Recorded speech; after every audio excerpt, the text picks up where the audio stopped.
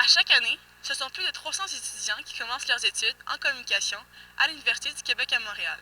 Également, le taux d'offre d'emploi après leurs études est de 65%. À ce qu'on appelle la relève médiatique, plusieurs stages et formations non rémunérées leur sont proposés pour acquérir de l'expérience dans le milieu. Son rôle d'animateur sportif de la radio officielle de l'Université du Québec à Montréal lui a permis d'obtenir un poste de journaliste pour l'équipe d'hockey de l'Armada Blainville-Boisbriand. Dans une saison régulière, il est appelé à couvrir les matchs à raison d'environ 2 fois par semaine.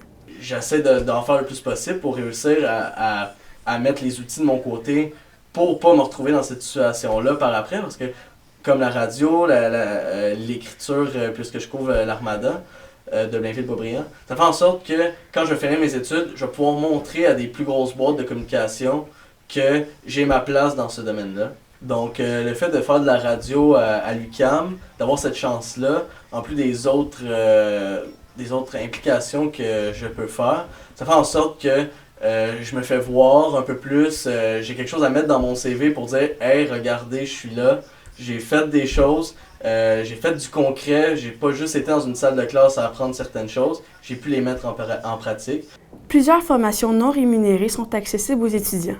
Par exemple, l'Université du Québec à Montréal offre un stage professionnel de 140 heures en journalisme télévisuel dans le programme de baccalauréat communication-journalisme.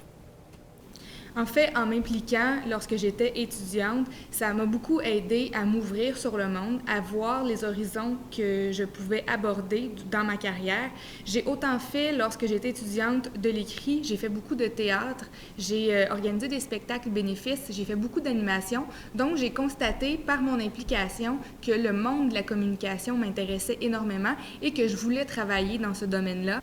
La formation non rémunérée est aussi valorisante, sinon plus qu'un stage rémunéré, étant donné que ça te met vraiment en contexte. C'est rare avoir un stage rémunéré, donc on prend toutes les opportunités qui se présentent à nous, peu importe lesquelles, et le but de tout ça, que le stage soit rémunéré ou non, c'est de se faire valoir et c'est de développer des compétences parce que c'est un métier qu'on ne peut pas pratiquer dans la vie de tous les jours. On n'a pas le choix de faire un stage. Donc le stage, peu importe qu'il y ait de l'argent ou non en bout de ligne, l'important, c'est l'expérience que tu auras acquis.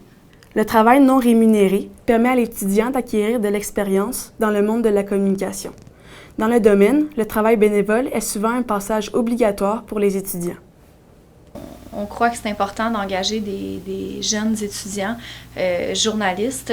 D'une part, il y a le fait que le langage évolue tout le temps, dans le sens où les médias, les réseaux sociaux, tout ça, ça va à vitesse grand V là, depuis quelques années. Puis le fait de se tenir près de la jeunesse, ça nous permet d'être à jour là, à cet égard-là. Il faut vraiment mettre de l'avant sa passion, multiplier les expériences, saisir les opportunités si on peut les saisir pour pouvoir se démarquer. C'est vraiment comme ça qu'on va réussir à se caser rapidement finalement. Là. En comparant les témoignages, il devient impossible de nier le fait que le monde de la communication est un milieu très difficile d'accès. Toutefois, les travaux non rémunérés permettent aux étudiants de se préparer le mieux possible à leur future carrière professionnelle. Un engagement qui, dans les circonstances, devient très bénéfique.